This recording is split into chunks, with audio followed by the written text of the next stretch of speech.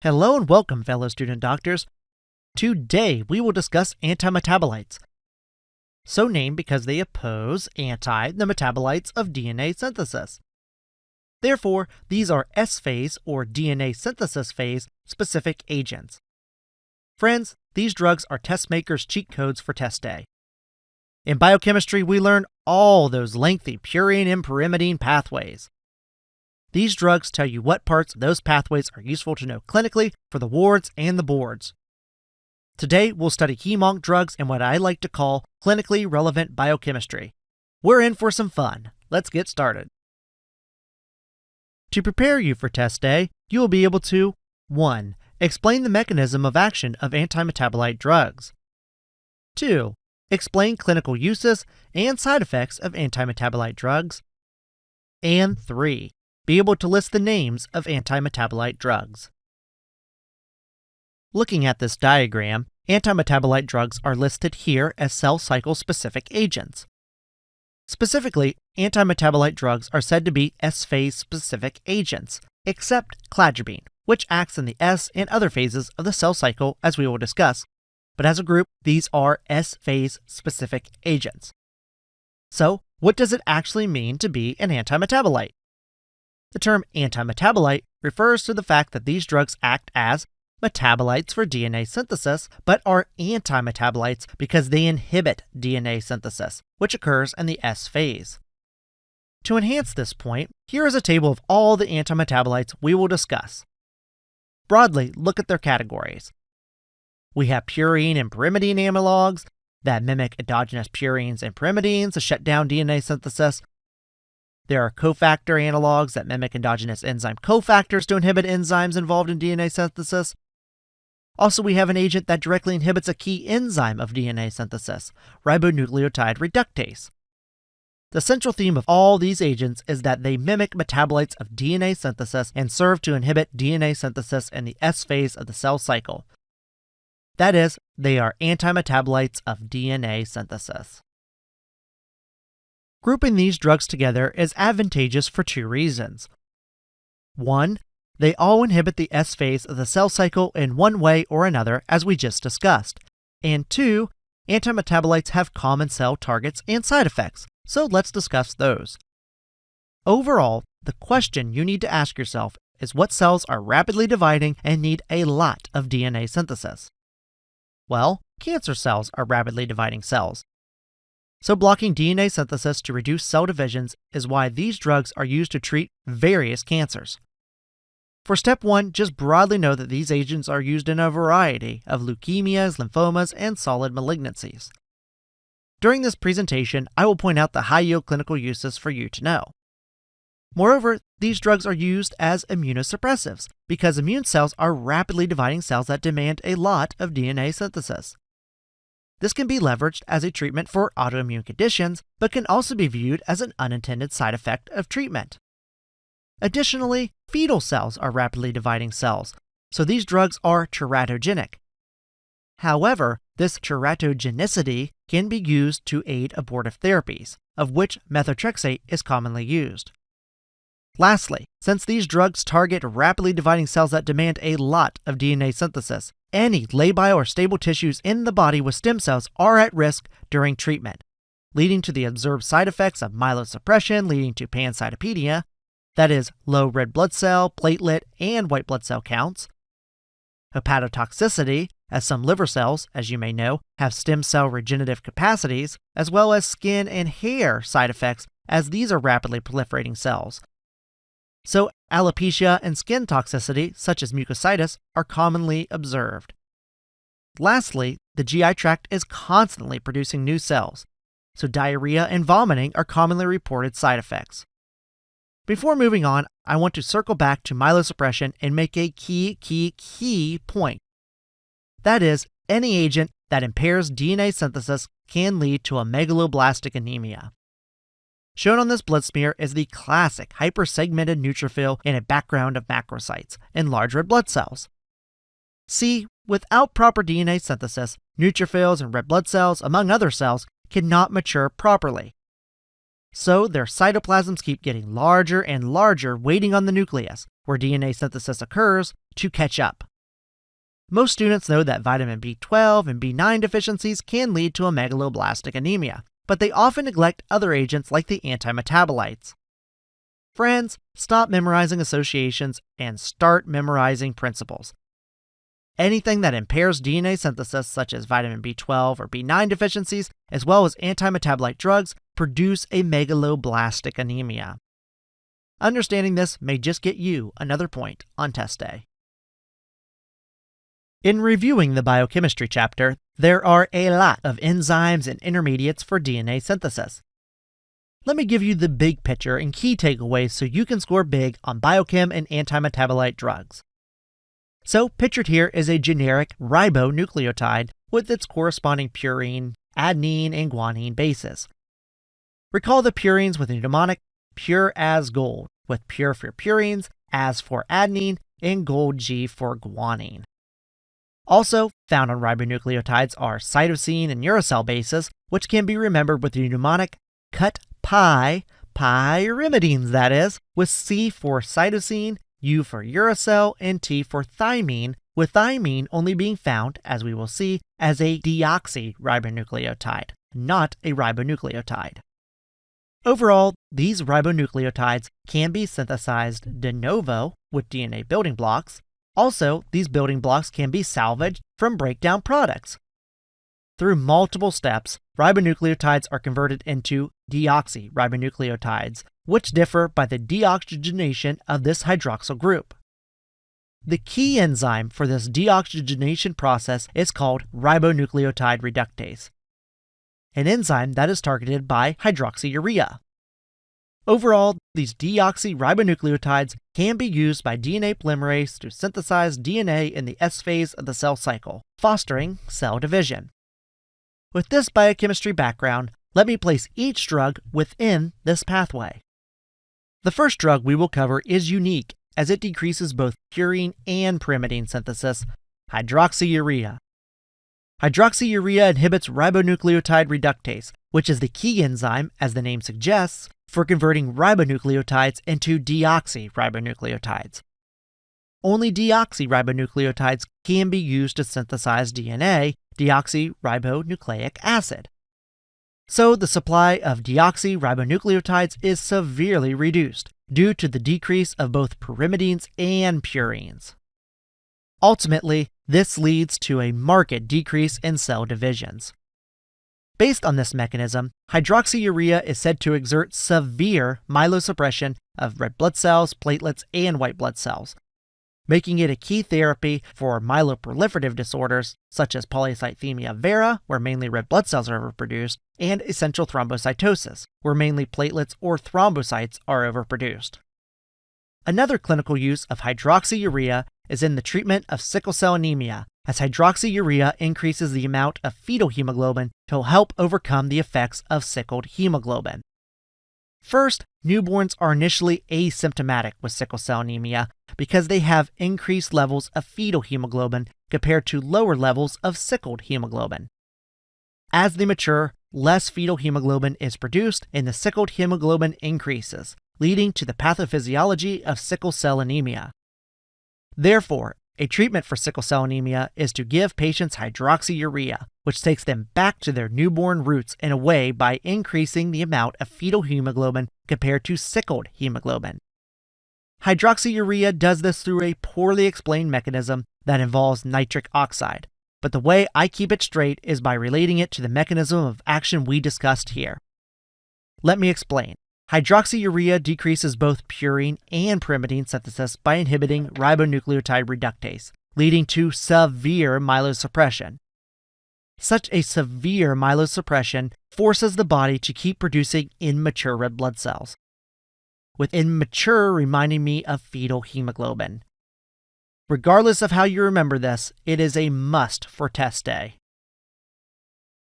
Now, let's discuss agents that specifically decrease purine synthesis, starting with azathioprine and 6-mercaptopurine, which inhibit the purine salvage pathway to decrease the amount of purines available for DNA synthesis, which decreases the amount of deoxyribonucleotides available for DNA synthesis, which ultimately leads to a decrease in cell divisions. Specifically, azathioprine is a prodrug that is metabolized into 6-mercaptopurine by the body. Using a prodrug helps to limit the side effects of therapy, as the body itself must convert azathioprine into 6-mercaptopurine. Interestingly, 6-mercaptopurine then must be converted by the body into its active metabolite, thioinosinic acid, by hypoxanthine guanine phosphorylyl transferase, a key enzyme in the purine salvage pathway.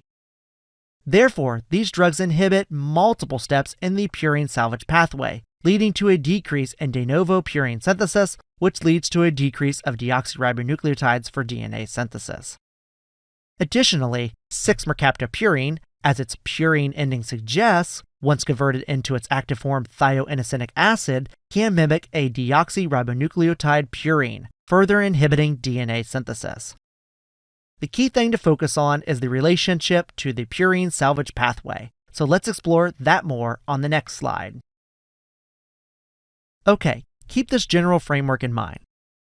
Azathioprine is converted by the body into 6-mercaptopurine, which is converted by the body again by hypoxanthine guanine phosphorylyl transferase, HGPRT, into its active form thioinosinic acid, which inhibits multiple steps in purine metabolism, especially in purine salvage pathways.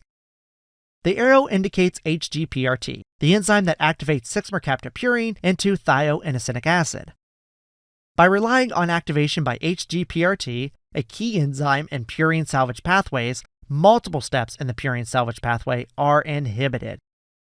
Ultimately, this decreases the amount of purines available for DNA synthesis. To further place these drugs in context, here's a pathway for purine de novo synthesis from basic DNA building blocks recovered from the salvage pathway or from other molecules. I connected the arrows between the pathways to emphasize that HGPRT is needed to activate 6-mercaptopurine to its active form to inhibit both purine salvage and subsequently purine de novo synthesis pathways. Importantly, and this is very high yield, it is important to know that the active metabolites of 6-mercaptopurine, thioinosinic acid, is inactivated by xanthine oxidase. This makes sense based on the biochemistry we covered. Let me show you. Looking back at the purine salvage pathway, you can see that purines can be salvaged by HGPRT, or purine metabolites can be degraded by xanthine oxidase, abbreviated XO. Xanthine oxidase is a key enzyme in purine degradation, so it makes sense that 6-mercaptopurine and thioinosinic acid can be degraded by the key purine degradation enzyme xanthine oxidase. Therefore, xanthine oxidase inhibitors like allopurinol and febuxostat can lead to boosting of drug levels or bring drug levels to toxic concentrations. All this biochemistry is extremely high yield for test day. Lastly, it's important to know that azathioprine and 6-mercaptopurine are used clinically as steroid-sparing agents for immunosuppression of autoimmune diseases. As you may know, steroids, when taking over the long term, can lead to serious health consequences. Think Cushing syndrome.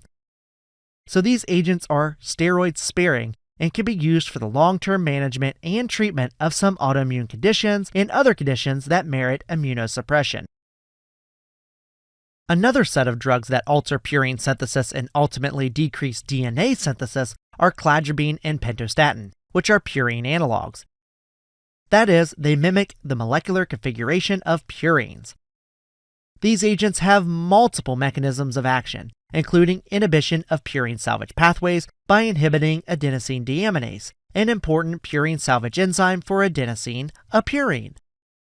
Altogether, inhibition of adenosine deaminase decreases purines and deoxyribonucleotides availability for DNA synthesis. These drugs also cause breaks in DNA that is already synthesized and further prevent DNA synthesis by directly inhibiting DNA polymerase. All these actions serve to decrease cellular divisions. Overall, these varied actions make cladribine and pentostatin cell cycle nonspecific, while the inhibition of purine salvage pathways and inhibition of DNA synthesis make them S-phase or DNA synthesis phase specific. The fact that they can cause DNA breaks, among other mechanisms, actually make them cell cycle nonspecific, as things such as causing DNA breaks can occur in any phase of the cell cycle. Why these mechanisms of action are diverse, focusing on the purine salvage pathway is again high yield. So let's return back to that pathway. Looking at the purine salvage pathway, you can see where cladribine and pentostatin inhibit adenosine deaminase, an important enzyme for the salvage of purines to be used in DNA synthesis. Specifically, this same enzyme is deficient in cases of SCID, or severe combined immunodeficiency, hinting at its important role in nucleotide metabolism. Inhibition of adenosine deaminase is the mechanism to know for these drugs on test day. Another very high yield feature of these agents is to know their clinical usage, that is, in the treatment of hairy cell leukemia, a B-cell malignancy. It's called hairy cell because, as you can see, the cells have fine cytoplasmic processes that make the cell look hairy. This is a high yield association, so let me help you solidify this in your mind. Meet Clad. He's a hairy fella. To help you remember, cladribine is specifically used in the treatment of hairy cell leukemia. Also notice that Clad here has a pento or 5-membered ring as a face to help you recall that pentostatin is also used to treat hairy cell leukemia. So, on test day, don't forget about our hairy, pento-shaped face friend here named Clad, which altogether represents the fact that hairy cell leukemia can be treated with cladribine and pentostatin. Moving along, let's discuss agents that interfere specifically with pyrimidine metabolism, starting with gemcitabine and cytarabine. Notably, cytarabine is also called arabinofuranocil cytidine. The cytidine is part of the cut pi mnemonic we discussed earlier, with pi for pyrimidines and C for cytidine, a pyrimidine. So that is why the drug is named cytarabine. The site indicates that it is an analog of cytidine, a pyrimidine. Gemcitabine has cit in its name to help you remember that it is structurally similar to cytidine as well. And so these pyrimidine analogs interfere with normal DNA synthesis as they compete with actual deoxyribonucleotides for DNA synthesis. Additionally, cytarabine can also inhibit DNA polymerase, exerting further inhibition of DNA synthesis.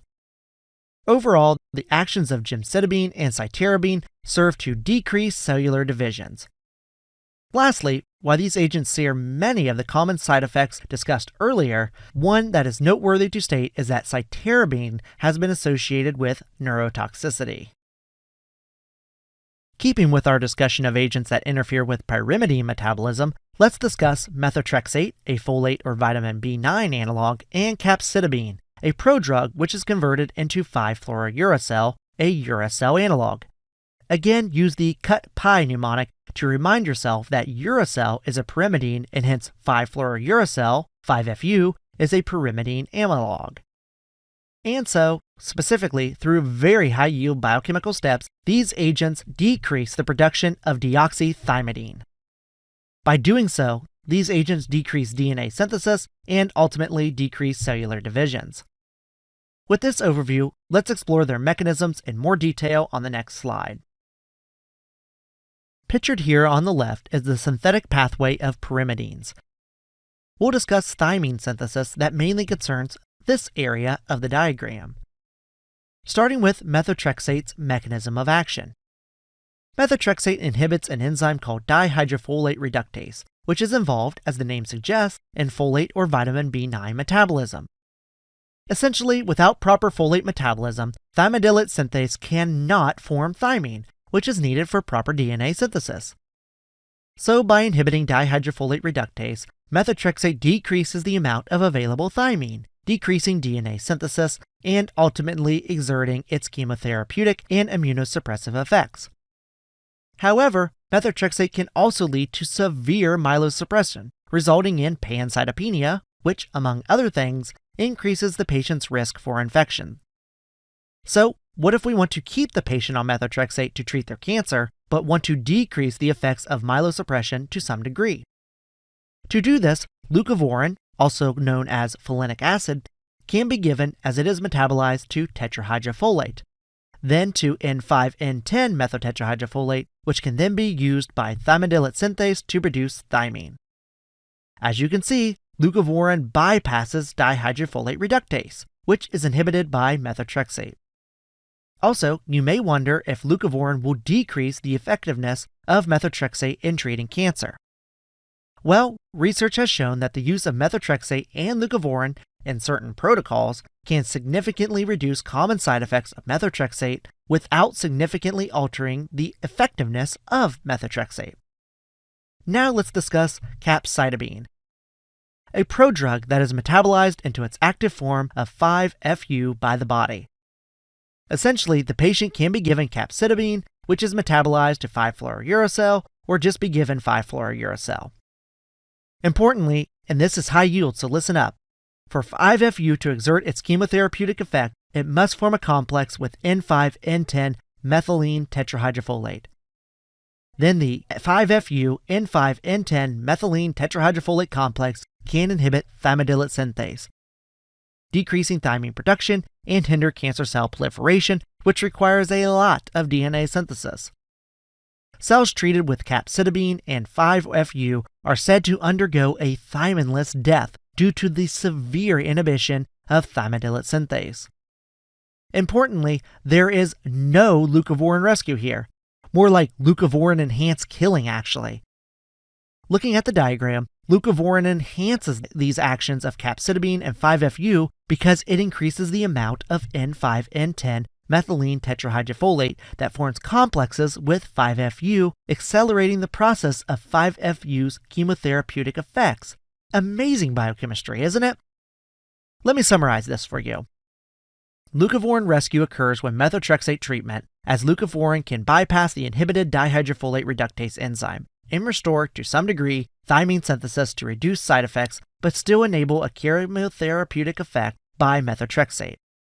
In comparison, capecitabine and 5-FU, when combined with leucovorin, exhibit leucovorin-enhanced killing of cancer cells as more N5N10 methylene tetrahydrofolate and 5-FU complexes form, accelerating cancer killing via 5-FU. Methotrexate and 5-fluorouracil are such high-yield drugs that I want to cover their clinical uses and side effects in a bit more depth. Starting with methotrexate, this agent is used to treat a variety of leukemias, lymphomas, and solid cancers, like sarcomas. By adjusting the dose of methotrexate, this chemotherapeutic agent can also be used in non-neoplastic conditions, such as to treat ectopic pregnancies, aid with misoprostol medical abortions, as well as to treat a variety of autoimmune conditions, of which rheumatoid arthritis is the most high-yield association to make. Listen closely.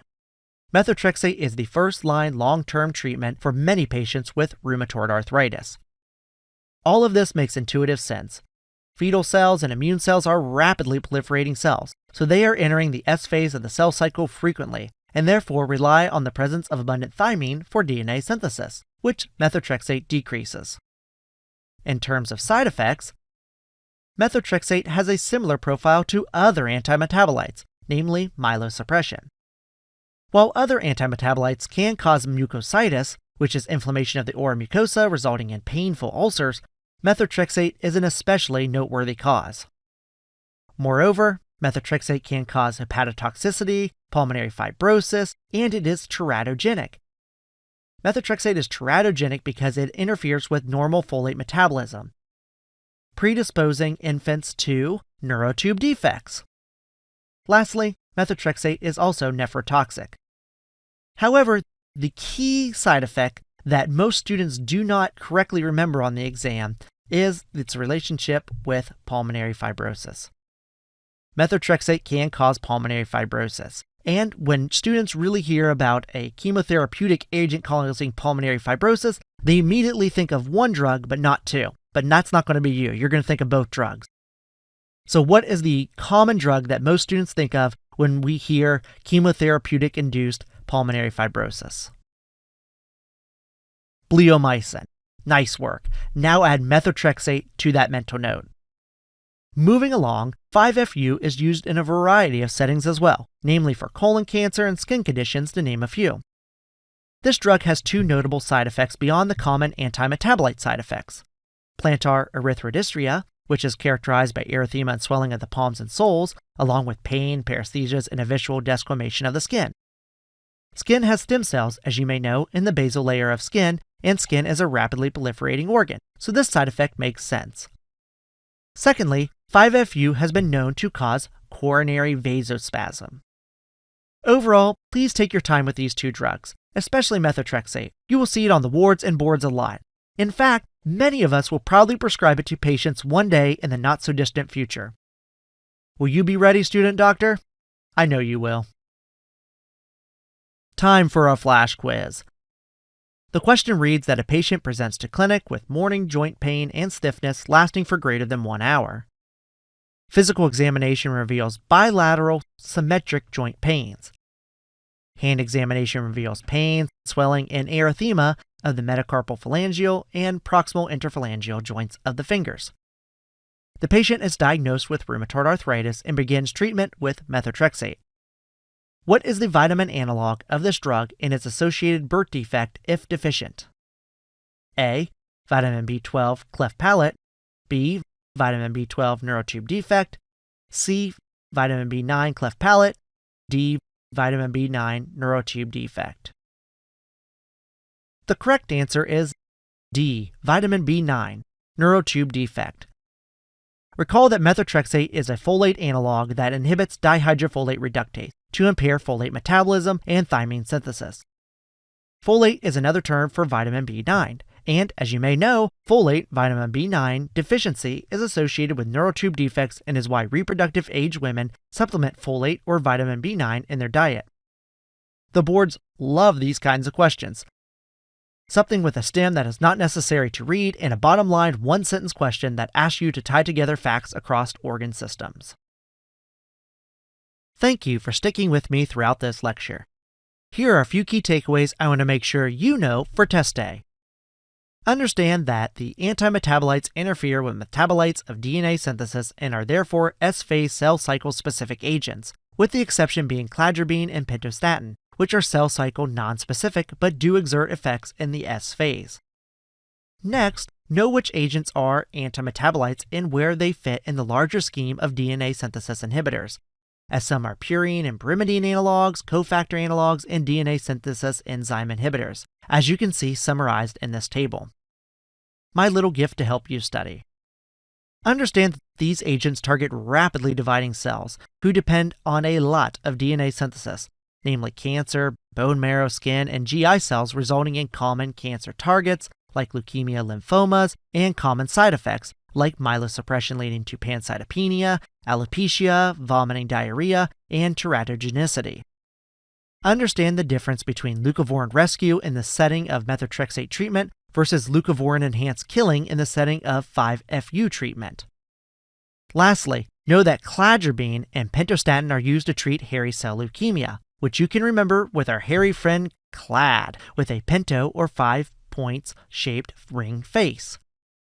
Friends, if you enjoyed the lecture, give it a big old thumbs up and leave a comment, even if it's just to say hello to me or Clad here. And always remember, there is a great big beautiful tomorrow.